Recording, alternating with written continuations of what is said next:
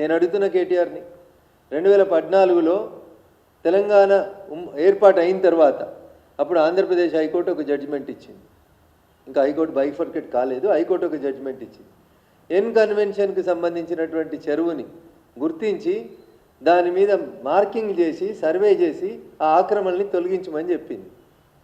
బాగా చదువుకున్నారు కదా కేటీఆర్ గారు, సెల్ ఫోన్లోనే అంత కనబడుతుంది కదా, మీకు గూగుల్ మ్యాప్లు కనబడతాయి కదా.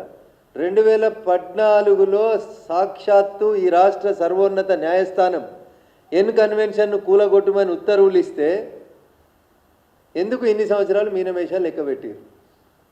ఎందుకు వాళ్ళ కోడల్ని తీసుకొచ్చి తెలంగాణ చేనేతకి బ్రాండ్ అంబాసిడర్గా పెట్టుకున్నారు?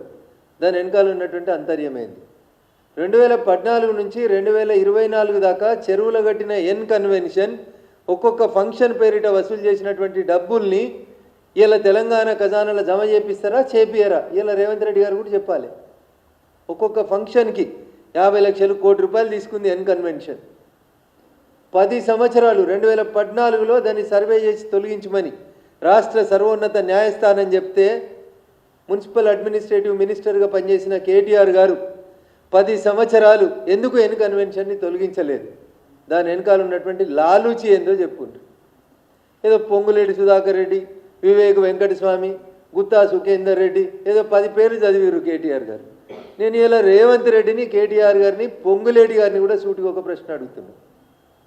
లేక్ ప్రొటెక్షన్ కమిటీ కోసం మీరు జీవో 157 2010లో తెచ్చినప్పటి నుంచి ఇయ్యాలటి దాకా సార్ అంతా కంప్యూటర్ యుగమే, సెల్ ఫోన్ యుగమే. మౌస్ క్లిక్ చేస్తే ఏ సర్వే నెంబర్లు ఎవరెంత కట్టిరో తెలుస్తుంది. నేను కేటీఆర్ గారిని మున్సిపల్ అడ్మినిస్ట్రేటివ్ మినిస్టర్గా నువ్వు బాగా మాట్లాడుతున్నావు కదా, మీరు 2014 జూన్ 2 నుంచి మొన్న మీరు అధికారం కోల్పోయే డిసెంబర్ 9, 2023 దాకా మీరు మున్సిపల్ అడ్మినిస్ట్రేటివ్ మినిస్టర్గా ఉన్నప్పుడు భాగ్యనగరం చుట్టూ రింగ్ రోడ్డు లోడపల ఇంకా మీరు ఇచ్చిన జీవోలో, ఇంకా వీళ్ళందరికీ ఇంకో జీవో చెప్పాలన్నా 2010లో ఉమ్మడి ఆంధ్రప్రదేశ్ ఒక జీవో ఇస్తే ఈయన మున్సిపల్ అడ్మినిస్ట్రేషన్ మంత్రి అయినాక 2021 దాకా నిద్రపోయింది ఆ జీవో మీద. కేటీఆర్ అన్నట్టు ఆయన బాగా చదువుకున్న ఆయనే, కంప్యూటర్లో చూసి మాట్లాడేట ఆయన 2021లో ఒక జీవో ఇచ్చిండు, తర్వాత 2022లో ఒక జీవో ఇచ్చిండు.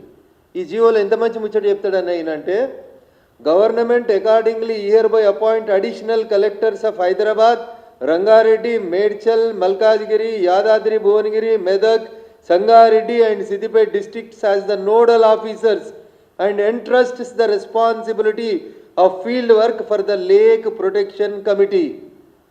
2021 లేచిండన్న ఆయన నిద్ర లేచి 2014లో ఎన్ కన్వెన్షన్ కూలగొట్టమని జడ్జిమెంట్ వస్తే 2021లో సిద్దిపేట జిల్లాను కూడా కలుపుకొని వేసిండు. మరి బావ ఏం చేసిండో బావ మరి చేసిండో తెలియదు. ఇక 2022లో ఇంకో జీవో తెచ్చిండన్న ఇదే సారు. ఏమని?